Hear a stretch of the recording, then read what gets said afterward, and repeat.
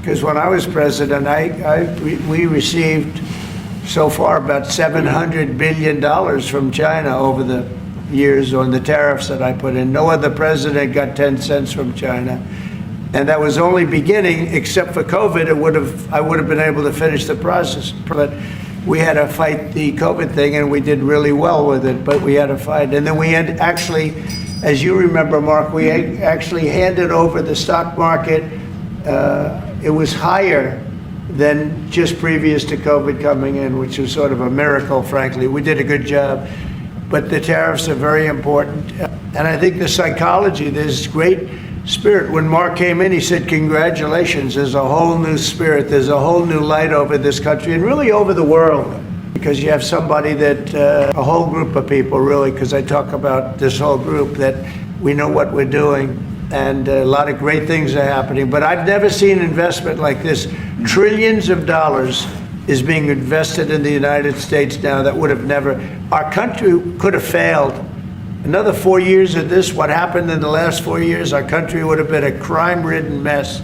And I don't know if you noticed, little thing they call it, but it's not a little thing if you don't have, if you like eggs and you don't have a lot of money.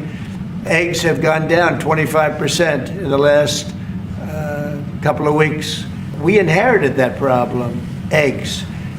Groceries have gone down a little bit. Energy's gone down.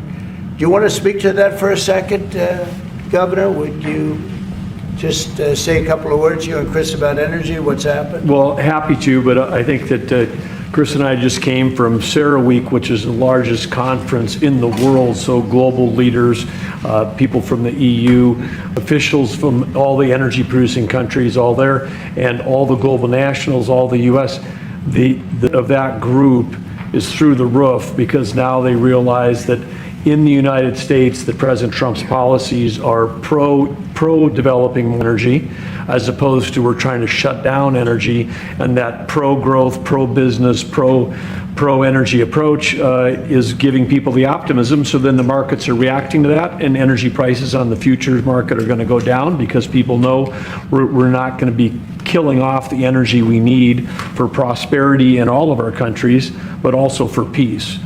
Because people have used energy to fuel these wars that President Trump is working so hard to end. And we know that high energy are driving the inflation that he talked about. So it accomplishes two goals for us, which is prosperity for the world, peace for the world, when we have smart energy policies, and Trump has brought common sense back to how we think about energy. And it's brought down now $65 a barrel, I saw this morning. That's phenomenal news. And that's going to that's what brought it up. The energy they took our beautiful energy policies and they just messed them up. And then they went immediately back to them but by that time they lost it. They lost that bronco, as the expression goes. Chris, do you have something to say? Oh, I think Doug said it well, but you just can't overstate how important the return of common sense, the return of knowledge about energy and pro-American consumers, pro-investment in our country. I think globally that was welcomed. It means capital flows, it means more sobriety and lower energy prices, more economic opportunity for Americans.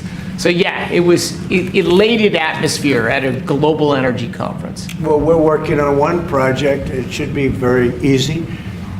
It's a pipeline going through a small section of New York. New York's held it up for years, actually. For years, they've wanted to do it for years and years. And it will reduce the most expensive energy in the world is in New England, because they have no way of getting it there because it's been held up by New York. And the whole of New England and Connecticut and New York, the energy prices are through the roof. And this one pipeline will save per family $2,500 just on heating, and another $2,500 on everything else. So the energy, by just a simple pipeline going through an area that wants it, an area that's not a rich area. It's actually a very poor area. We create jobs and everything else. And it's going to be way underground. Nobody's going to see it. Once they fill it up, nobody's going to see it. Nobody's going to know it's there. And families in New York and Connecticut and New England are going to save $5,000 a family. Think of that.